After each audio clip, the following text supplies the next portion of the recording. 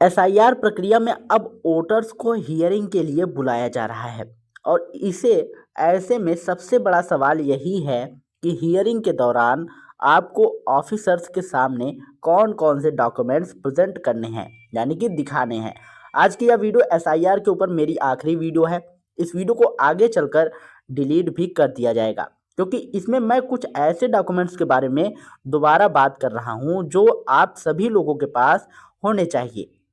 और जिन लोगों को हियरिंग पर बुलाया जा रहा है उन्हें यही सारे डॉक्यूमेंट्स वहां दिखाने होंगे।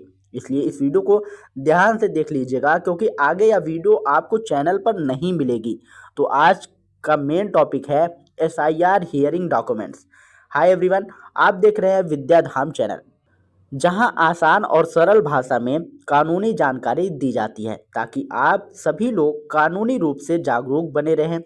और वीडियो को एक लाइक जरूर करिएगा, चैनल को सब्सक्राइब करके बेल आइकन जरूर दबाइएगा, इसे अपने दोस्तों के साथ शेयर जरूर कीजिएगा। एसआईआर प्रक्रिया अब धीरे धीरे अपने आखिरी स्टेज की ओर बढ़ रही है और इसी आखिरी स्टेज पर हमारे सामने हियरिंग और डॉक्यूमेंट्स का सवाल आ रहा है कि किसको क्या डॉक्यूमेंट्स पेश करना है और किस तरह के डॉक्यूमेंट्स नहीं करने हैं। बीएलओ द्वारा जो फॉर्म भरी गई थी उसी के आधार पर ड्राफ्ट रोल पब्लिश की गई है और उसी लिस्ट के साथ एसक्यूएल एआई मैपिंग के जरिए वोटर्स को मैच किया जा रहा है। इसी प्रोसेस के दौरान इलेक्शन कमीशन यह तय करेगा कि किन लोगों को हियरिंग पर बुलाना है और किन्हें नहीं। इस बारे में पहले की वीडियो में बताया जा चुका है। कुल मिलाकर 7 कैटेगरी के लोगों को सामने आए हैं जिन्हें हियरिंग के लिए बुलाया जा रहा है। अब सवाल यह है कि हियरिंग पर आपको कौन कौन से डॉक्यूमेंट्स ले जाने हैं। यह समझना बहुत ही जरूरी है कि इलेक्शन कमीशन इस पूरे प्रोसेस में बहुत ही स्ट्रिक्ट प्रोसीजर फॉलो कर रहा है। सेंट्रल गवर्नमेंट की तरफ से बैंक और अन्य अथॉरिटीज से ऑफिसर्स को माइक्रो ऑब्जर्वर के रूप में नियुक्त किया गया है जो डॉक्यूमेंट्स की जांच करेंगे, यानी यह डबल चेकिंग प्रोसेस हो रहा है। सिर्फ स्टेट गवर्नमेंट्स के ऑफिसर्स ही नहीं बल्कि सेंट्रल गवर्नमेंट के ऑफिसर्स भी ईआरओ के साथ मिलकर डॉक्यूमेंट्स स्क्रूटनी करेंगे।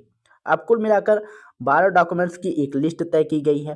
पहला है कोई भी identity card, pension payment order central government द्वारा जारी किया गया हो या फिर स्टेट गवर्नमेंट या किसी पीसीयू द्वारा जारी किया गया हो। दूसरा, कोई आइडेंटिटी कार्ड, सर्टिफिकेट या डॉक्यूमेंट्स जो भारत सरकार, local authority, bank, post office, LIC या पीएसयू द्वारा जारी किया गया हो, लेकिन यह डॉक्यूमेंट्स 1 जुलाई 1987 से पहले का होना चाहिए। इस तारीख को खास तौर पर याद रखिए। तीसरा है बर्थ सर्टिफिकेट जो किसी कॉम्पिटेंट अथॉरिटी द्वारा जारी किया गया हो। चौथा है पासपोर्ट।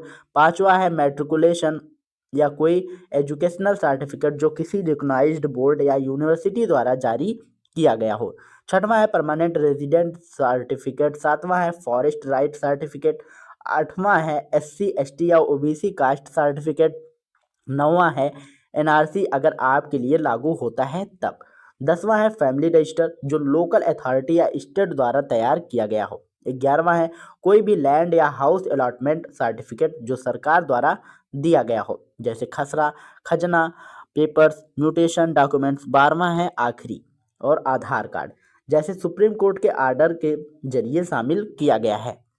लेकिन सिर्फ एक सपोर्टिव डॉक्यूमेंट्स है आधार कार्ड, या अपने आप में नागरिकता साबित करने वाला डॉक्यूमेंट्स नहीं है। अब बात करते हैं किसको कौन सा डॉक्यूमेंट्स दिखाना है। जिन लोगों को हियरिंग पर बुलाया जा रहा है उन्हें डेट ऑफ बर्थ के आधार पर 3 कैटेगरी में बांटा गया है। पहली कैटेगरी है वे लोग आते हैं जिनका जन्म 1 जुलाई 1987 से पहले हुआ है। ऐसे लोगों को सिर्फ अपने खुद के डॉक्यूमेंट्स पेश करने होंगे। अब बात करते हैं दूसरी कैटेगरी की।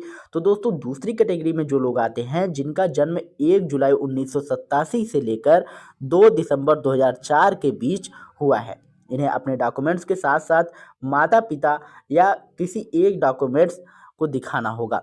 तीसरी कैटेगरी में वो लोग आते हैं जिनका जन्म 2 दिसंबर 2004 के बाद हुआ है, इन्हें अपने डॉक्यूमेंट्स के साथ साथ माता पिता दोनों के डॉक्यूमेंट्स दिखाने होंगे और इनके लिए प्रोसेस सबसे ज़्यादा स्ट्रिक्ट है।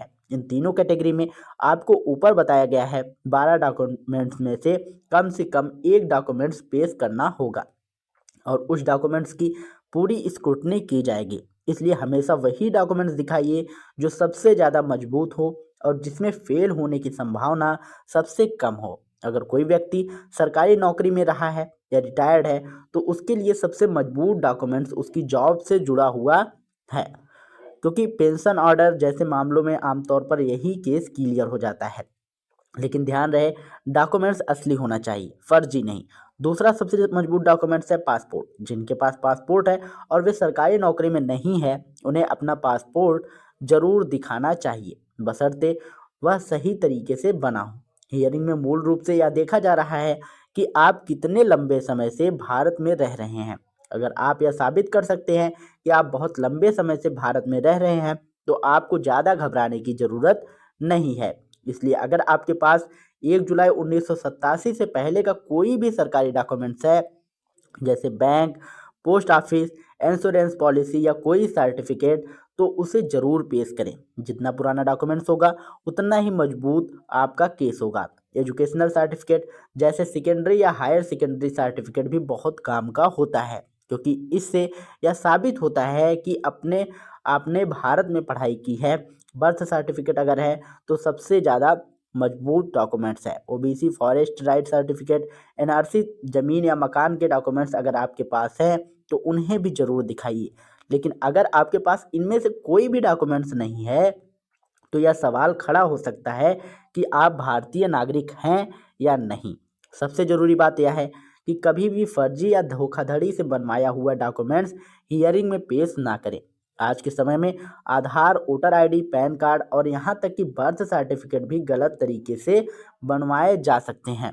लेकिन अगर ऐसा कोई डॉक्यूमेंट्स इस स्क्रूटनी में पकड़ा गया तो आप सीधे वोटर लिस्ट से बाहर हो सकते हैं और भविष्य में दोबारा नाम जुड़वाने का मौका भी खत्म हो जाएगा और इसके साथ ही साथ आपके ऊपर जुर्माना या फिर आपको जेल तक हो सकती है। इसलिए अगर शुरुआत में ही आपका केस कमज़ोर हो गया तो बाद में अपील या चैलेंज करने पर भी वही रिजल्ट मिलेगा, कोई रिजल्ट नहीं आएगा। इसलिए सोच समझकर सही और मजबूत डॉक्यूमेंट्स ही पेश करें। इसी के साथ आज का वीडियो यहीं ख़त्म होता है। उम्मीद है इस वीडियो को जानकारी मिली होगी। अगर वीडियो पसंद आया हो तो वीडियो को लाइक करिएगा, शेयर करिएगा और यदि चैनल पर पहली बार आए हों तो चैनल को सब्सक्राइब करके बेल आइकन जरूर दबाइएगा। मिलते हैं नई वीडियो में नई अपडेट के साथ, तब तक के लिए जय हिंद, जय भारत।